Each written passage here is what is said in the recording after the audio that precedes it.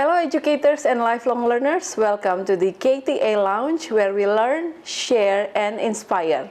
Saya Pascalina dan ini adalah episode yang kedua dari KTA Lounge. Dan hari ini saya sudah kedatangan seorang tamu yang tentu saja luar biasa dan istimewa. Akan saya perkenalkan dan saya sapa. Di sini ada, hello Mr. Adit. Halo Miss Pascalina. Iya, terima kasih banyak sudah datang ke the KTA Lounge. It's my pleasure. Ya, terima kasih banyak untuk waktunya. Karena kita tahu Mr. Adit ini tentunya sibuk ya dengan segala kegiatannya. Pura-pura sibuk ya. Oke, Sobat KTA, hari ini tema kita adalah tentang leadership. Nah, ini buat Sobat KTA yang kira-kira pengen mendalami atau belajar atau menyegarkan kemampuan atau apa ya, mungkin pengalaman atau pengetahuan tentang leadership itu apa. Hari ini kita akan membahas mendalam ya, atau apapun itu nanti kita share dengan Mr. Adit. Oke, kita akan mulai. Let's get it started. Mr. Adit bisa memperkenalkan diri tentang pengalaman Mr. Adit atau pendidikan Mr. Adit, terutama karir Mr. Adit sekarang ini seperti apa? Silakan. Baik, Miss Pascalina. Terima kasih pertama-tama sudah mengundang saya ke sini. Ya. Nama saya Adit.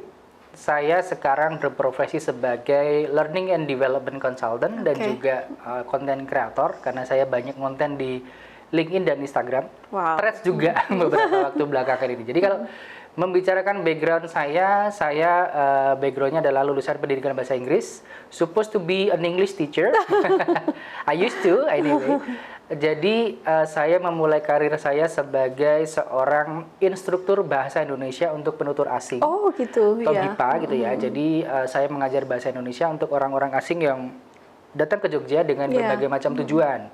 Ada yang tujuannya itu untuk riset, ada yang tujuannya untuk belajar lagi, ada juga yang tujuannya untuk misi-misi keagamaan, ada juga yang mereka tujuannya itu untuk hubungan diplomatis gitu ya.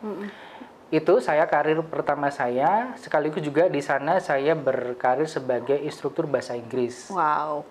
Itu berlangsung selama kurang lebih 4 tahun. Setelah itu saya memutuskan untuk uji nyali pindah ke ibu kota Jakarta gitu ya. Saya bekerja di Jakarta di sebuah perusahaan startup bisa dibilang begitu, bergerak di bidang pendidikan dan juga teknologi. Jadi pada waktu itu awal tahun akhir 2013 saya pindah ke Jakarta bekerja di sebuah startup yang bergerak di bidang pendidikan yang menggunakan teknologi di banyak sekolah. Jadi kami itu mengisi program ekstrakurikuler di banyak sekolah gitu ya. Jadi kami berpindah dari satu sekolah ke sekolah yang lain untuk mengajarkan bahasa Inggris, terutama untuk mengajarkan anak-anak membaca dengan metode phonics. Jadi bunyi, bukan menghafalkan huruf gitu.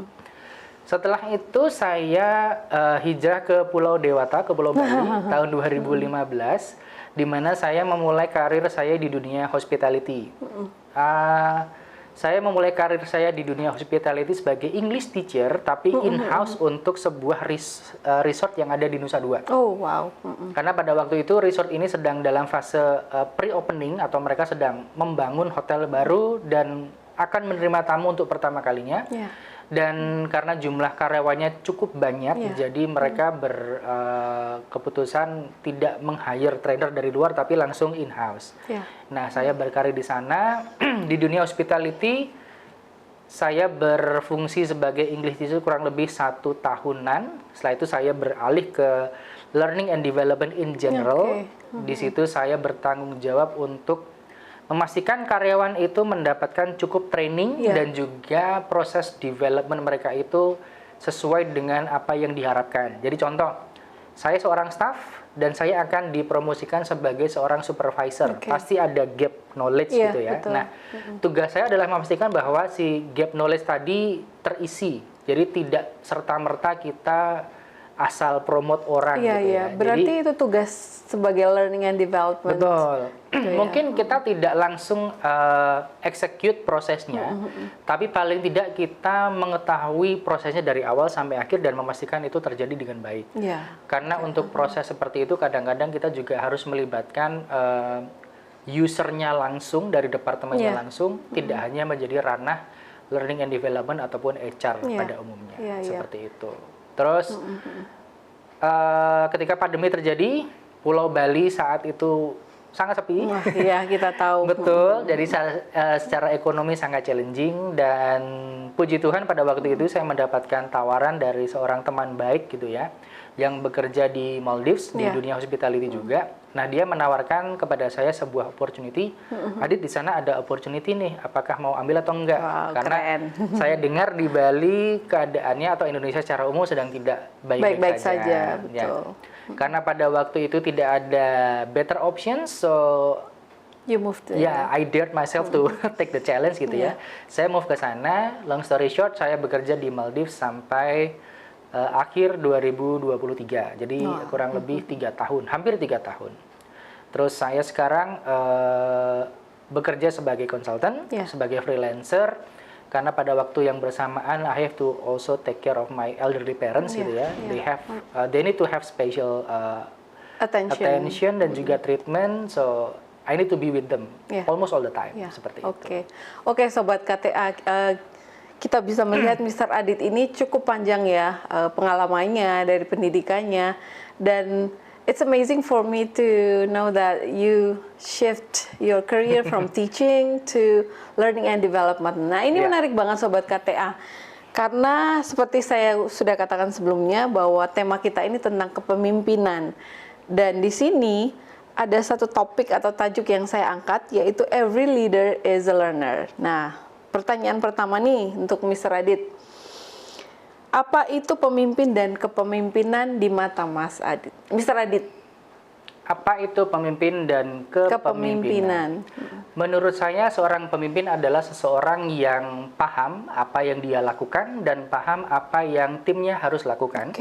Dan yang pertama dan utama yang harus dia miliki adalah kemampuan untuk mengendalikan dirinya sendiri sebelum dia bisa memanage dan juga lead timnya. Karena kalau kita membicarakan leader itu adalah orang yang punya visi, punya misi, dan juga bisa mengkondisikan resources yang ada di dalam timnya gitu ya, supaya dia bisa mengarahkan timnya ini mencapai tujuan bersama. Nah, leadership adalah quality atau skill atau kemampuan untuk melakukan hal tadi. Nah, menurut saya pribadi, seorang leader itu akan bisa memiliki kemampuan leadership yang baik kalau ketika dulu sebelum dia menjadi leader, dia adalah seorang good follower. Why? Yang menarik. Menurut saya karena ketika dia memahami bagaimana cara menjadi follower, bagaimana dia memahami instruksi, bagaimana dia bisa melihat common goals. Nah, ketika dia menjadi leader, dia bisa menerjemahkan itu kepada anggota timnya dengan lebih baik. Betul. Iya. Menarik sekali ya Sobat KTA.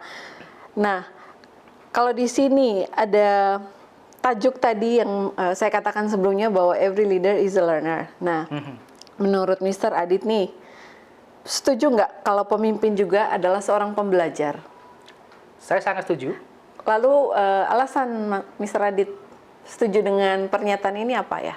Ya, walaupun seorang leader itu tidak harus menjadi orang yang paling pintar atau brightest person in the room di dalam anggota timnya gitu ya, tapi paling tidak dia harus punya kemampuan untuk memahami apa yang sedang dihadapi, memahami apa yang dituju, memahami bagaimana cara memanage dan mengalokasikan resource yang dia punya, dan dia juga punya kemampuan untuk bisa memahami sekarang kondisi timnya sedang berada di fase mana, dan mana yang mereka sedang masih lag behind, dan juga yang mana yang bisa di tutupi gapnya. Nah, itu memerlukan banyak jam terbang, banyak pengalaman, banyak knowledge, dan juga banyak skill. Karena kalau dia tidak cukup belajar, dia tidak bisa memberikan contoh kepada anggota timnya. Setuju. Karena kalau menurut saya, leader itu adalah people atau person that show but don't tell. Oke, ya, berarti followersnya melihat apa yang dilakukan leaders begitu ya. Oke. Lalu menurut Mr. Adit nih, apa yang membuat seseorang layak untuk menjadi seorang pemimpin atau leader? Mhm. Seseorang layak menjadi seorang pemimpin atau leader ketika pertama dia bisa manage dan lead dirinya sendiri dulu. Oke, dimulai dari diri sendiri dulu Dimulai ya. dari diri sendiri supaya dia bisa melihat dari kacamata terkecil sampai dengan kacamata terluas ketika dia memanage sebuah tim gitu ya. Lalu setelah itu dia bisa menjadi leader kalau dia bisa mengkomunikasikan ekspektasinya, bisa menunjukkan arah yang akan dituju untuk anggota timnya. Karena saya punya pengalaman, bisa dibilang pengalaman buruk ya. Jadi tempat kerjanya bagus, secara insentif, secara fasilitas dan sebagainya. Tapi pada waktu itu saya merasa posisi saya itu tidak fulfilling karena saya punya atasan dan apapun yang saya lakukan menuruti perintah atasan tadi itu tidak pernah memenuhi ekspektasinya dia. Pertama, karena ekspektasinya dia tidak jelas, dia maunya apa.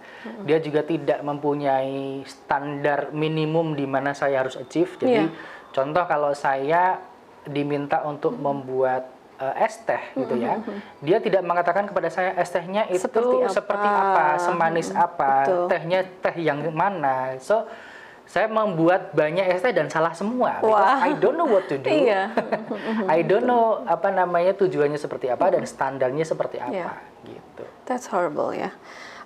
Lalu dalam situasi seperti itu, bagaimana Mr. Adit meregulasi diri? Maksudnya kan tadi Mr. Adit mengatakan bahwa pemimpin itu muncul dari dirinya sendiri, dia bisa memimpin dirinya sendiri. Nah, dari pengalaman tersebut itu, Mr. Adit memimpin diri sendiri itu seperti apa pada saat itu? Oke, satu hal yang sangat membekas dalam ingatan saya adalah mungkin Miss Pascal ini juga masih ingat Seven Habit. Ya, dikit. Dan dalam Seven Habit itu di habit yang pertama itu adalah be proactive. Jadi kita tidak boleh reaktif. Jadi situasi apa yang terjadi pada kita, bagaimana cara kita menyikapinya itu tergantung pada kita. So, in that situation when leader saya tidak clear, leader saya itu tidak punya ekspektasi yang jelas, ya saya proaktif untuk mendapatkan clarity itu. I come to him, I talk to him, and then also membuat sebuah kerangka yang jelas. Kira-kira saya harus bekerja dengan cara seperti apa, betul. Karena kalau diam-diam saja saling berasumsi itu nanti bisa lebih berbahaya. Iya, betul. Lalu setelah pengalaman tersebut, apakah setelah itu Mas atau Mr. Adit tetap berkarir di sana atau kemudian Mr. Adit memutuskan, okay, this is not my place, I need to find something else, or seperti apa? Fortunately, when I sampai di titik di mana tadi seperti disampaikan, ini sepertinya bukan tempat saya di sini. Kebetulan saya mendapatkan tawaran dari tempat lain. Yang Maldives itu tadi? Belum, masih di Bali, tapi posisi saya itu naik jadi better opportunity, jadi semacam career development gitu ya, from certain level to the higher level. Dan at the same time saya menjadi orang nomor 1 di departemen saya, which is departemen L&D. So I need to walk the talk. Jadi tadi saya di awal bilang ketika menjadi leader harus clear, harus punya ekspektasi yang jelas. Nah, ketika saya move ke tempat itu, saya melakukan apa yang saya katakan tadi. So I have to set the standard that I need to be leader that can deliver clear expectation dan juga clear communication.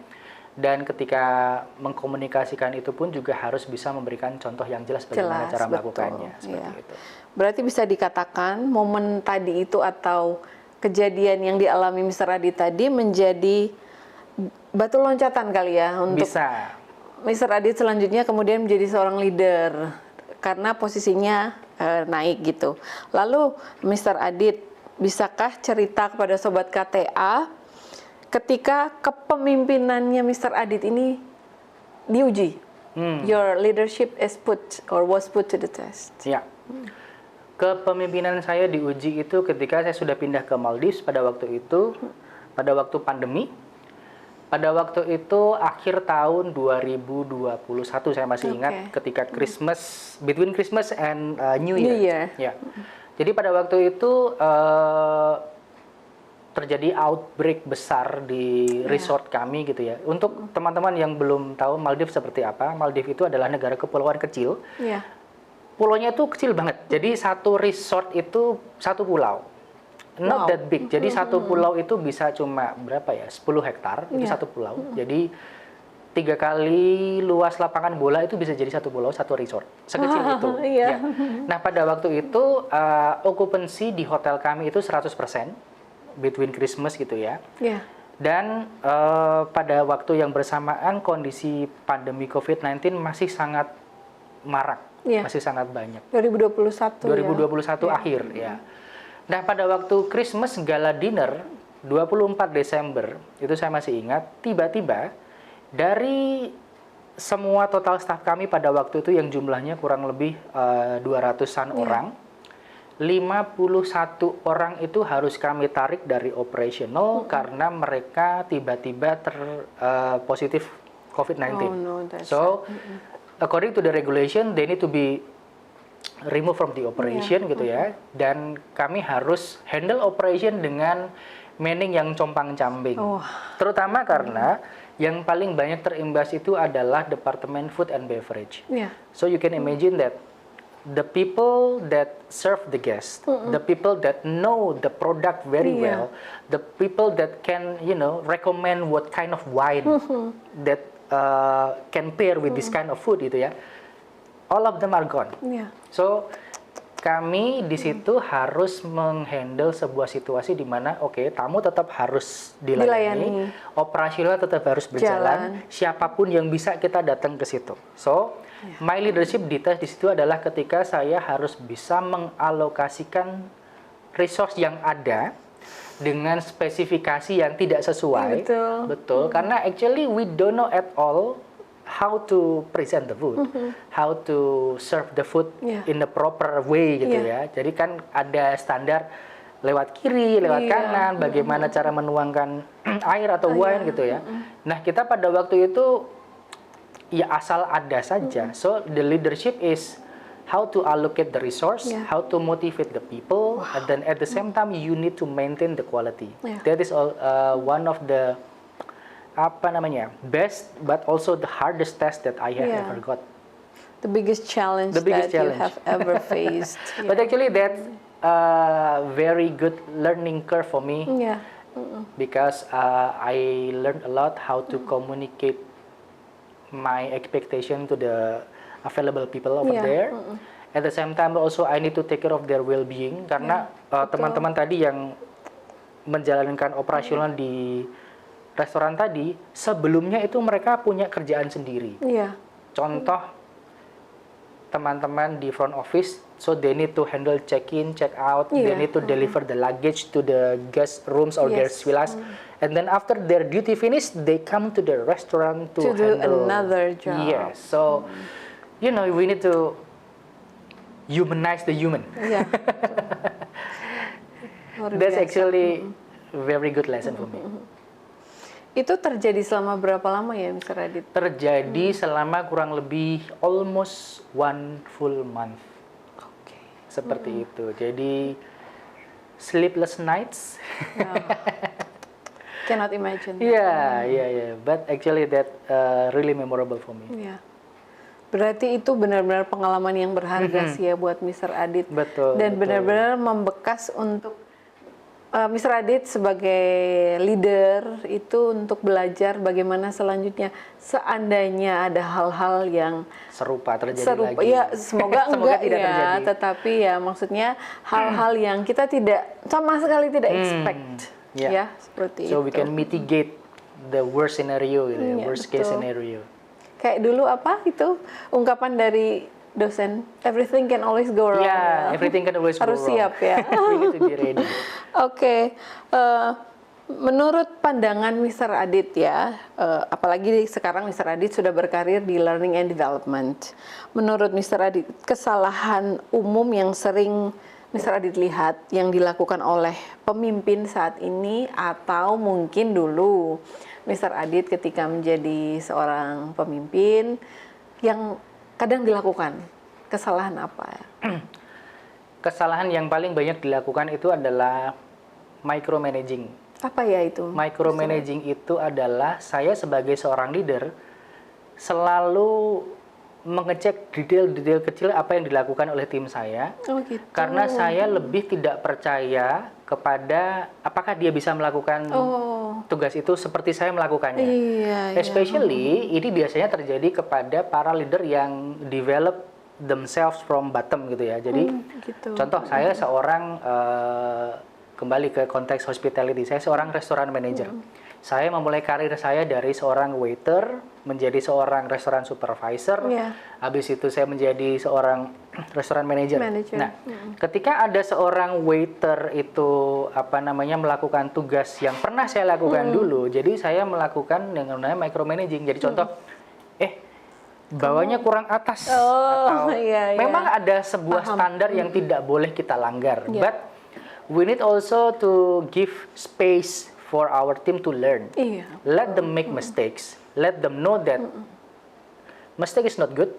So at the same time kita harus bisa meminimalisir kesalahan. Tapi di kesempatan yang lain kita harus membiarkan kesalahan itu terjadi supaya mereka belajar. Betul. Karena kalau tidak ada kesalahan sama sekali, mereka tidak pernah mengalami that unfortunate event, so they didn't learn. So we need to give room for them to make mistakes and then learn from that mistake. Itu sih kalau menurut saya. Jadi banyak sekali leader yang terlalu micromanage, selalu mengontrol apa yang dilakukan oleh anggota timnya, yang hasilnya itu adalah timnya jadi tidak percaya diri, tidak nyaman, trustnya tidak ada. Setelah itu pasti karena si leader itu kebanyakan malah mengontrol pekerjaan bawahannya, pekerjaannya dia jadi malah terbengkalai lah ya. Iya betul ya.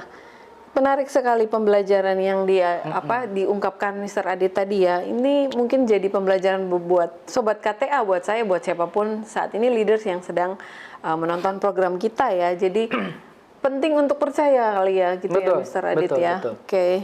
Lalu Mr. Adit, bagaimana menurut Mr. Adit nih menyeimbangkan antara kepercayaan diri terutama ketika sudah menjadi seorang leader, tapi tetap terbuka terhadap masukan. Mungkin Mr. Adit tadi ceritakan bahwa Mr. Adit itu sudah melalui fase yang dari waiter, terus menjadi supervisor, manager dan sebagainya. Itu kan tentu mengalami fase-fase di mana Mr. Adit bertumbuh dan berkembang. Nah, kadang mungkin ada perasaan tidak mau diberi masukan, mungkin ada ya. Itu bagaimana ya Mr. Adit untuk menyeimbangkan kita percaya diri tapi juga tetap mau menerima masukan dari orang lain gitu. Oke. Kalau dalam hal seperti itu kita juga harus menyadari bahwa yang namanya manusia ya tidak pernah berhenti untuk belajar.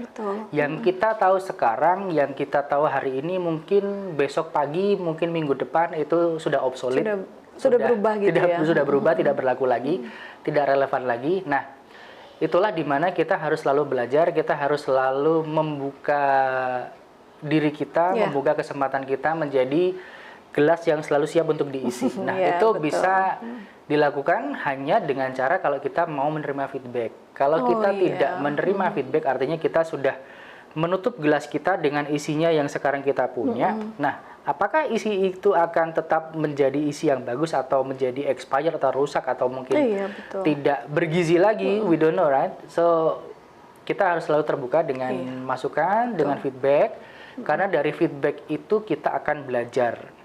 Yang namanya feedback ya kadang-kadang ada feedback yang positif sebagai bentuk appreciation, tapi juga ada feedback yang berbentuk feedback for improvement, criticism gitu ya. And then sometimes we cannot kita tidak bisa menghalangi orang untuk memberikan feedback kepada kita. Karena kadang-kadang sebaik apapun kita melindungi diri kita, ada saja kesempatan feedback itu datang. So why put the wall? Just open it sehingga kita bisa siap menerima feedback dan kita bisa belajar dari sana. Tapi itu nggak mudah loh, Mas Adi. Betul. Bahwa kita sudah punya pengalaman, udah punya jam terbang, Betul. udah punya knowledge, apalagi yang kurang. Betul, betul. Bagaimana kita punya kerendahan hati untuk mau belajar? Mungkin Mas Adit bisa cerita. Betul. Kalau dari situ kita yang terbaik menurut saya kita dibenturkan dengan kenyataan. Jadi ketika kita memandang bahwa apa yang sudah kita punya ini lebih baik daripada yang memberikan feedback. Nah, ada orang lain lagi nih, mata ketiga atau mata keempat yang akan memberikan kita fakta bahwa apa yang kamu rasakan tadi, di mana kamu merasa kamu tidak perlu belajar, ya tidak seperti itu. Iya. Contoh, ketika saya diberikan feedback oleh junior saya gitu ya, pada waktu itu. Berani ya? Karena kita sangat terbuka gitu ya, sangat terbuka. Jadi contoh pada waktu itu, saya sebagai seorang L&D manager, saya punya seorang L&D eksekutif pada waktu itu. Terus pada waktu itu kita sedang ada sesi general orientation. Jadi general orientation ini adalah sebuah sesi orientasi 2 hari full dari pagi jam 9 sampai dengan sore jam 6 untuk karyawan yang baru saja join. Oh, jadi kayak orientasi gitu betul, ya. jadi kita memperkenalkan produk and service, habis itu kita juga memperkenalkan lingkungan, kita juga memperkenalkan company culture dan sebagainya gitu. Nah, setelah sesi itu selesai, si learning executive ini memberikan feedback ke saya, Mas Adit, tadi kayaknya waktu deliver game kelamaan deh. Jadi ada peserta tuh yang sampai bosen. Gitu ya. Nah, saya merasa, gitu kan. Biasanya soalnya saya menggunakan game yang sama untuk sesi yang berbeda, and it was fine. Nah, namun apa yang diberikan feedback oleh teman L&D eksekutif saya ini tadi tervalidasi ketika saya bertemu dengan partisipan yang lain. Oh gitu. Jadi partisipan yang lain tuh bilang, Pak, tadi kok gamenya kelamaan sih, kita udah capek, udah sore gitu kan. Kalau seandainya tadi lebih cepat, mungkin kita bisa lebih cepat selesai dan kita lebih cepat istirahat gitu. Nah, ternyata memang feedback yang diberikan oleh dalam tanda kutip bawahan saya tadi memang benar, dan memang tervalidasi dan memang itu yang seharusnya saya perhatikan dan saya tindak lanjuti. So kadang kalau kita so-called tidak terima diberikan feedback oleh satu orang gitu ya, coba kita validasi dengan melihat yang orang lain. Apakah memang seperti itu atau enggak? Jangan-jangan yang berpandangan berbeda cuma kita, gitu kan? Bukan orang lain seperti itu. Iya. Oke, sekarang kita mau membahas tentang visi dan misi nih. Tentunya seorang leader ini pasti punya visi dan misi. Tadi Mr. Adi juga sudah menyebutkan kalau nggak salah di depan tadi bahwa seorang leader itu pastinya punya visi misi, punya tujuan apa yang harus dicapai dan standar seperti itu ya. Nah, bagaimana jika yang dipimpin atau katakanlah bawahan kita itu tidak mungkin tidak setuju atau tidak sevisi dan misi dengan kita sebagai leader, apa ya yang kita harus lakukan sebagai seorang leader untuk membuat kedepannya baik-baik saja?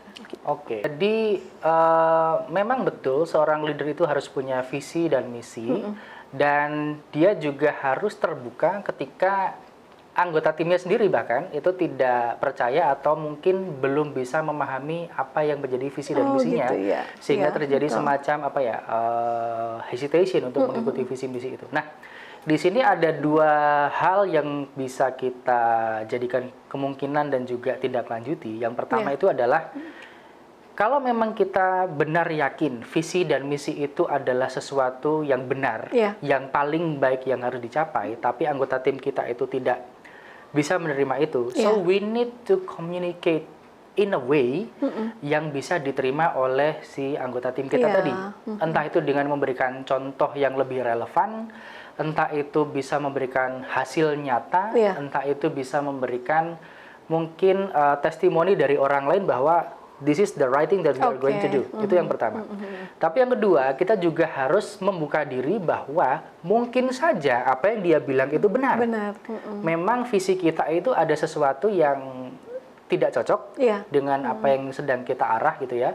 Mungkin ada sesuatu yang harus kita sesuaikan atau bahkan kita ganti. So kemampuan kita untuk bisa memahami dan berempati dengan anggota tim kita itu juga sangat penting, dan kita juga harus terbuka dengan segala macam feedback yang mungkin akan datang kepada kita. So, as a leader kita perlu melihat ini dari dua sisi. So, we need to be firm kalau itu memang hal yang benar, betul. Kita yakin bahwa itu benar. Tapi kita harus bisa mengkomunikasikan dengan jelas, clear dan simple, biar anggota tim kita memang tidak punya bias lagi bahwa itu memang benar.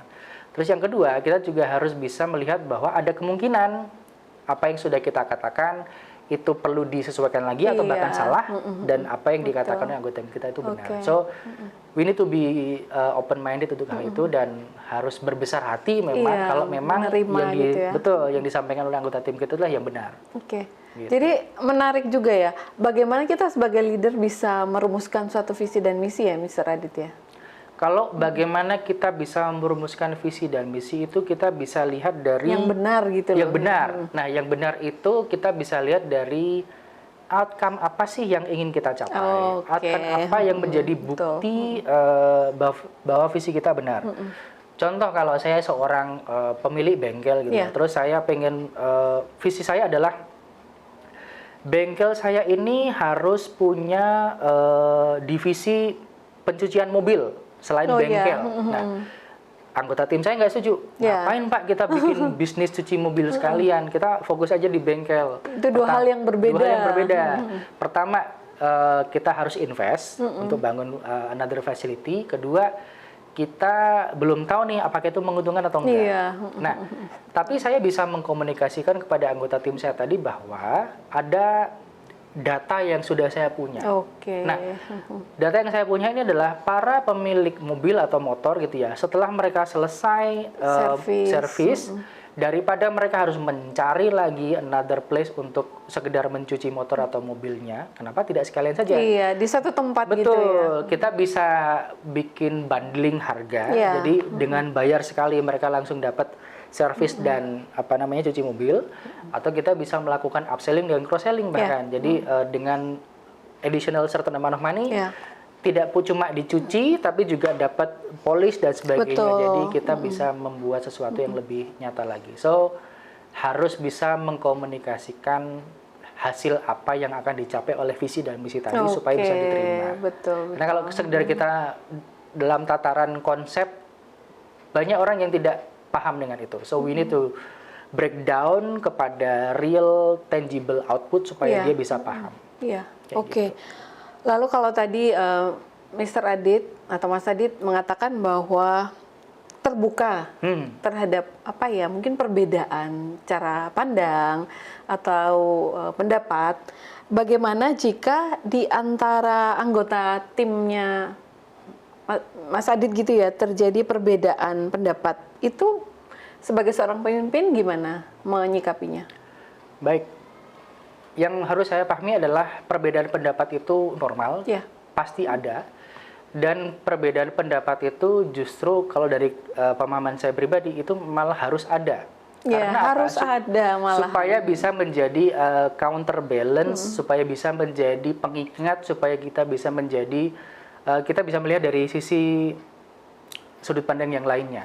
Karena kalau kita hanya melihat dari satu sudut pandang saja, itu tadi kemungkinan kita akan mendapatkan bias gitu. Karena kita hanya melihat dari satu sisi, kita tidak pernah melihat dari sisi yang lain. Siapa tahu dari sisi yang lain itulah malah yang benar. Baik, malah lebih baik. Jadi kita appreciate itu, validasi itu. Tapi di satu waktu yang sama kita juga harus memberikan pengertian dan pemahaman kepada anggota tim kita bahwa this perbedaan pendapat itu harus disikapi dengan cara yang benar. Jadi kita tidak boleh saling menjatuhkan, saling menyerang atau saling menjelek-jelekkan, tapi kita bisa saling belajar. Oh, kamu punya pendapat A, kenapa? Emang bagusnya apa? Saya punya pendapat B karena bagusnya begini. Nah, kita bisa lihat, kita bisa saling belajar, saling mengukur, dan akhirnya kita bisa menemukan which one is the best, atau bahkan mungkin kombinasi apa yang paling sesuai gitu kan. Kita tidak pernah tahu kalau kita tidak menghargai perbedaan itu. Betul. Berarti menurut Mr. Adit juga komunikasi antara leader dan membersnya itu sangat penting ya. Komunikasi antara members pun tentu saja tidak kalah pentingnya. Betul. Dan hubungan di antara para members itu atau para anggota kita itu penting juga. Nah, saya mau bertanya nih, Mas Adit, gimana seorang pemimpin itu bisa membantu membangun suatu hubungan yang saling support atau apa ya, saling mendukung lah di antara para tim members seperti itu. Jadi bagaimana kita bisa membangun culture di mana anggota tim kita itu saling menolong, saling membantu. Betul, Pertama, kita dulu yang membantu. Jadi support them first, tunjukkan kepada mereka bahwa dengan kita membantu mereka, dengan kita ada di sana bersama mereka, itu kita bisa menciptakan rasa aman dan juga sesuatu yang bisa membantu mereka untuk bisa menjadi lebih baik lagi. Nah, menarik. Dengan begitu mereka bisa merasakan bahwa ini toh manfaat dari saling membantu, saling support dan saling mendukung. Kalau saya merasa begini dan hasilnya bagus, kenapa saya tidak lakukan juga kepada orang lain? So, once again, show, don't tell. Wah, keren banget. Jadi banyak hal yang sudah kita belajar ya Sobat KTA. Kita mau lebih lagi membangun diri sebagai seorang pemimpin atau calon pemimpin di masa depan. Kita nggak pernah tahu ya what will happen in our future. Yang berikutnya kita sampai ke bagian refleksi nih, Mas Adit. Menurut Mas Adit, apa hal yang terpenting dalam suatu kepemimpinan? Hal yang terpenting dalam satu kepemimpinan pertama kali adalah self control. Kita harus bisa mengendalikan diri kita sendiri. Terus yang kedua adalah clarity, kejelasan. Tadi saya sudah berbagi cara mengkomunikasikan ekspektasi dan cara mengkomunikasikan sebuah informasi supaya bisa dipahami dengan baik. Lalu setelah itu kita juga harus bisa memberikan contoh nyata kepada anggota tim kita, tidak cuma nyuruh tapi tidak pernah memberikan contoh. Karena kalau mereka tidak mendapatkan real dan juga tangible example, mereka juga akan memahaminya sampai tataran abstrak saja. And then what can we expect gitu kan? Kalau kita hanya membicarakan sesuatu yang tidak terlihat, tidak teraba, tidak bisa dipahami secara langsung, dan kita expect itu terjadi, that's not gonna happen. Jadi harus itu tadi, kita harus punya self control, kita harus punya clarity, dan kita juga harus bisa memberikan contoh nyata kepada anggota tim kita. Gitu sih. Lalu kalau misalnya seseorang atau tim members atau siapapun sih sebenarnya ya Sobat KTA juga, kalau dia merasa nih, saya mampu kayaknya untuk menjadi seorang pemimpin, tetapi tidak percaya diri. Cuman merasa, aku punya skills lah, kayak potentials gitu. Tapi dia nggak percaya diri, atau mungkin orang-orang pernah bilang ke dia, atau sering bilang ke dia, kamu nggak bisa untuk menjadi leader. Bagaimana seorang praktisi L&D atau Learning and Development mau melihat seperti itu, apa yang harus dilakukan? Nah kalau kita lihat dari situ, orang ini merasa dia punya kapabilitas, dia punya potensi, tapi mungkin dia belum percaya diri. Berarti di sini kasusnya adalah dia belum banyak mendapatkan exposure, belum banyak mendapatkan kesempatan melakukan tugas yang ingin dia dapatkan. Jadi sebagai seorang leader, itu tadi kita harus bisa memberikan ruang untuk membuat kesalahan kepada anggota tim kita, karena siapa tahu dengan dia melakukan kesalahan tadi dia bisa belajar. Dan belajar tanpa kesalahan itu hampir tidak mungkin menurut saya. Setuju. Sekecil apapun ketika kita melakukan sesuatu untuk pertama kali pasti akan ada kesalahan. And that's beautiful. Jadi dari situ kita bisa membentuk diri kita, kita bisa membentuk tim kita bisa belajar banyak hal dari sana, dan kita bisa develop orang itu untuk bisa menemukan kesempurnaan dari ketidaksempurnaannya dia. Lalu kita mulai dari mana nih, Mas Adit, kalau kita ingin menjadi seorang leader? Mulai dari mana ya? Bingung nih misalnya. Kalau kita ingin menjadi seorang leader, itu ada satu teori yang menurut saya sangat menarik. Kita bisa menjadi seorang leader yang baik kalau kita menjadi seorang follower yang baik. Seperti dikatakan Mas Adit tadi ya. Ketika kita belum mencapai posisi leader, pelajari leader yang baik itu seperti apa.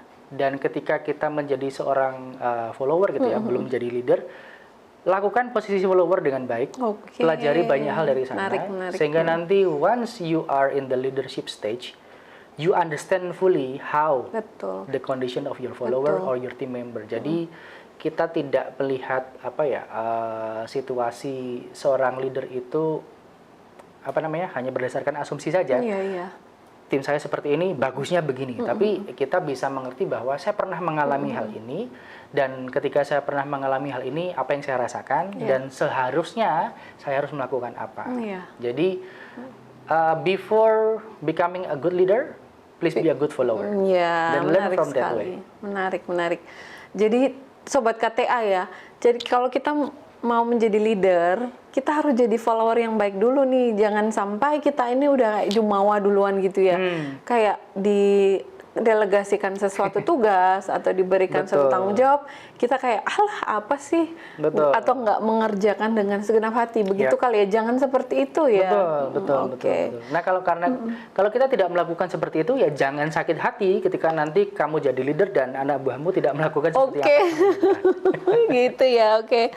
Nah, yang terakhir nih, Mas Adit. Ya. Apa pesan Mas Adit untuk follower atau untuk bukan follower ya, Sobat KTA ini?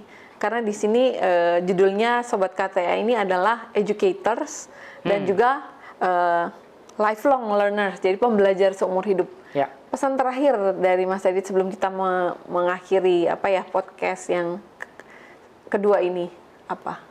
Oke, jadi berhubungan dengan leadership, seperti tadi sudah banyak kita bahas, perbanyak belajar, terus habis itu belajar berkomunikasi dan mengkomunikasikan ekspektasi kita dengan jelas dan clear dan dengan bahasa yang sesimpel mungkin, supaya anggota tim kita bisa memahami dengan baik. Dan yang berikutnya adalah jangan lupa untuk bisa memberikan contoh yang baik kepada anggota tim kita. Jadi supaya mereka punya contoh nyata dan kita punya kredibilitas untuk mengatakan bahwa you have to follow me because I have shown you how. Alright. So, if we can conclude what a good leader is, can you say what that is in 3 words? Jadi kalau kita bisa merangkum leader itu yang baik seperti apa, boleh nggak nih Mas Adit kasih kita 3 kata aja, kasih buat sobat-sobat KTA ini. Oke, 3 kata itu adalah learn, understand, and then show. Wow, keren banget. Oke, boleh kasih tepuk tangan dong teman-teman semuanya. Terima kasih, thank you for having me. Alright, karena kita sudah banyak share ya tentang leadership, apalagi dari sisi seorang yang sudah mengalami katakanlah dari bawah sampai di tingkat menjadi leader itu sendiri, lalu kemudian membantu teman-teman untuk mengembangkan leadership itu sendiri. Tentu saja kita banyak belajar dari Mas Adit. Terima kasih banyak sudah hadir di The KTA Lounge ini. Semoga di lain waktu nanti kalau kita undang boleh ya kesini lagi. Anytime. Baik Sobat KTA, jika episode ini memberi inspirasi buat kalian, jangan lupa untuk like, share, comment, and also subscribe to our channel. Jangan lupa juga nyalakan notifikasi supaya kalian gak ketinggalan episode The KTA Lounge yang berikutnya. Oke. Jangan lupa untuk tetap learn, share, and inspire. Goodbye everyone.